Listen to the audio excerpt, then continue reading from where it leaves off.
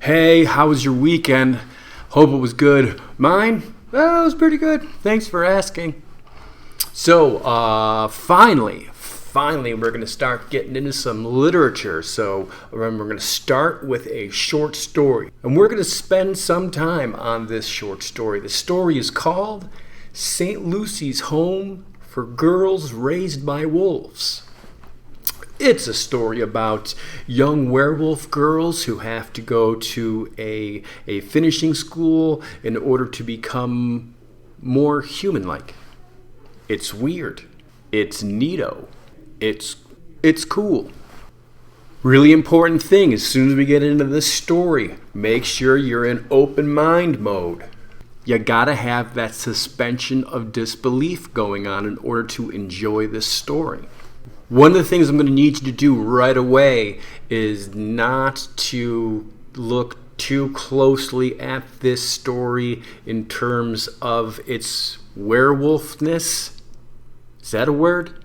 There's going to be times where you may even question whether or not these girls are actually werewolves or what the deal is.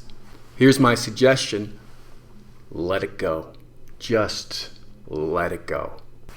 This story reminds me a lot of Tim Burton films. Tim Burton, he's a director.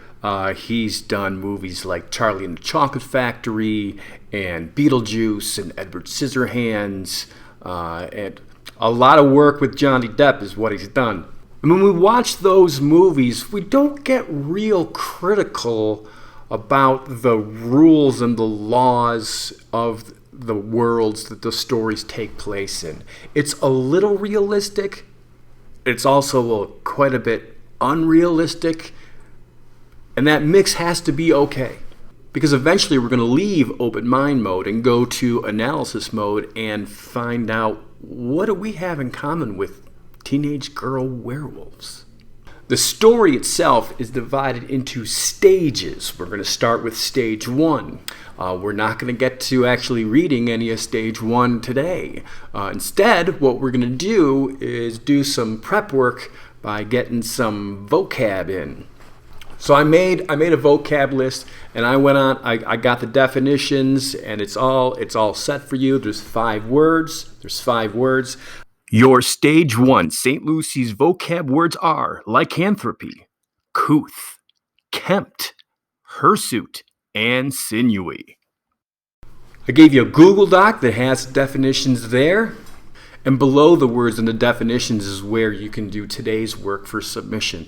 You'll still have it available in your Google Drive because you're going to copy the stock and it'll automatically go into your Google Drive, and then you can just write on it below the definitions and submit it so I can give you some points for your work today. Your work today is going to be using all 5 of those vocab words. Now, I suppose I could do the classic, use each of these words in a sentence.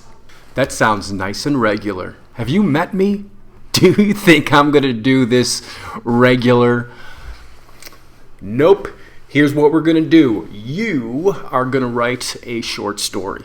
And I'm just going to give you the title.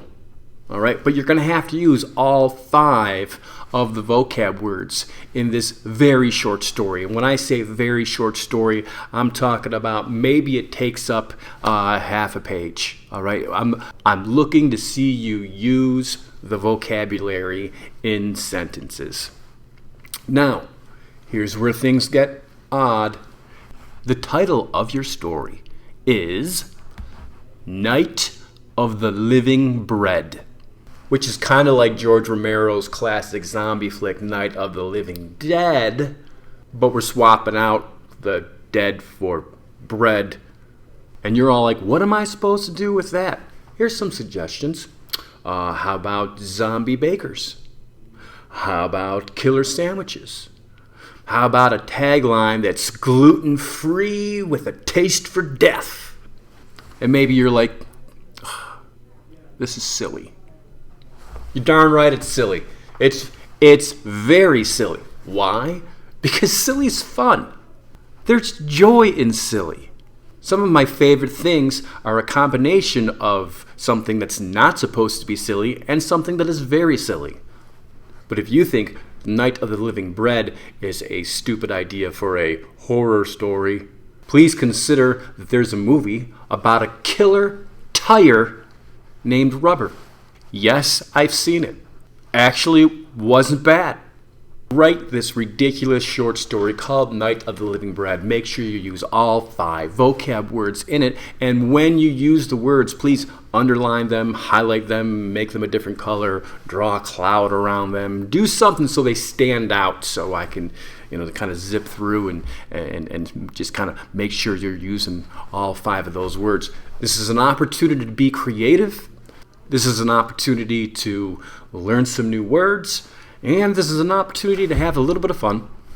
As always, if you run into any problems, reach out. And as always, I really sincerely do look forward to your submissions. See you all again very soon.